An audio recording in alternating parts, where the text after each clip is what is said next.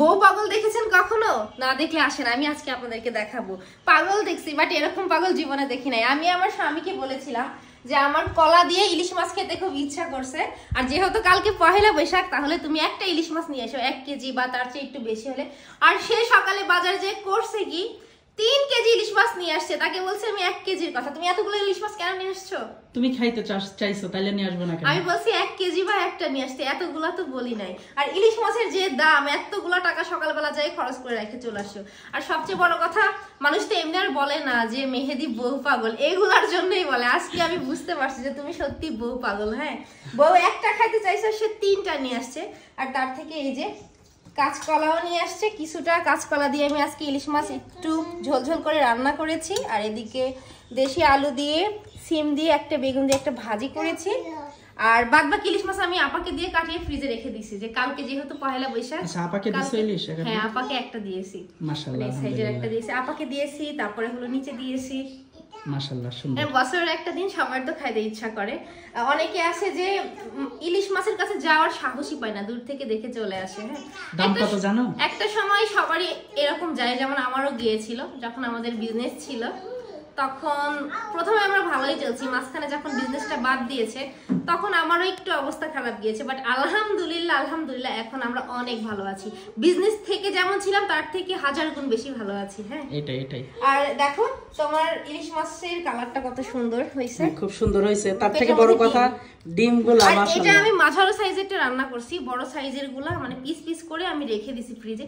ওটা কালকের ভিডিওতে দেখাবো। পান্তা ভাত, ইলিশ ভাজি, আর বেগুনের চাপ, আর আলু ভর্তা। জানা হলো না কত করে কেজি? তুমি তো আমার থেকে 6000 টাকা নিছো সকালে। 2750 টাকা কেজি।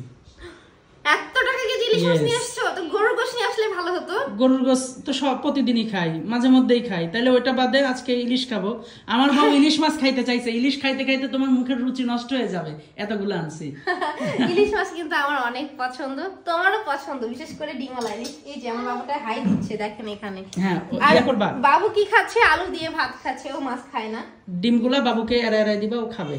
ইলিশের ডিম কিন্তু খাইতে অনেক মজা। আমার বাবু শুধু চিকেন পছন্দ করে, চিকেন রোস্ট হলে ওর আর কিছুই লাগে না। মাশাআল্লাহ।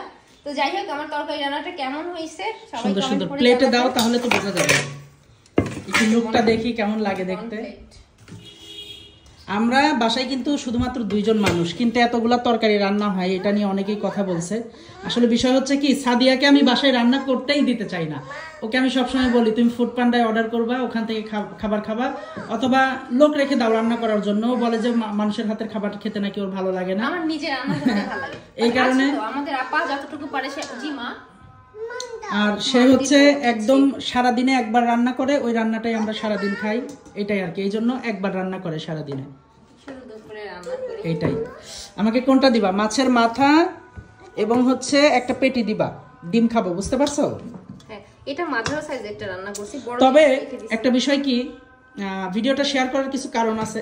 আপনারা কিন্তু যারা আছেন যে ইলিশ খাবেন বা হচ্ছে বছরের দিনে আপনারা কেনাকাটা করবেন, তারা চাইবেন যে হচ্ছে আশেপাশে যারা অসহায় মানুষ আছে তাদেরকে দিবেন, ঠিক আছে? আবার অনেকে আমাদেরকে ইনবক্সে নক করে, ইয়াতে মেসেজ করে, ভাইয়া এটা দেন, ওইটা দেন, আমার এটা দরকার, ওইটা দরকার। আসলে দেখেন, আমরা একদমই অত ধনী মানুষ না যে সবাইকেই দিয়ে বেড়াবো। আর এমন ভাবে বলে যে ভাইয়া বিকাশ নাম্বার দিচ্ছি 10,000 টাকায় পাঠিয়ে দেন, এটা কি সম্ভব? ব্যাংকে লোন আছে শোধ দিব 20,000 টাকা দেন, এরকম কি সম্ভব?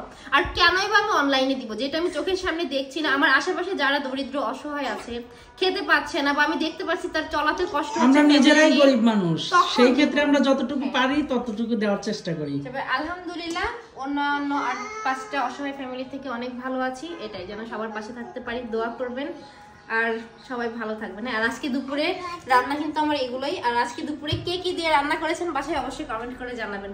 আর কালকে কিন্তু পান্তা ভাত রাখবো তোমার জন্য, রাতে ভাত রান্না করে রেখে দিব, ওইটাই খাবা সকালে। ঠিক আছে, ঠিক আছে। আল্লাহ হাফেজ দিয়ে দাও সবাইকে। সবাই ভালো থাকবেন। এখন আমরা খাবার খাবো। আল্লাহ হাফেজ।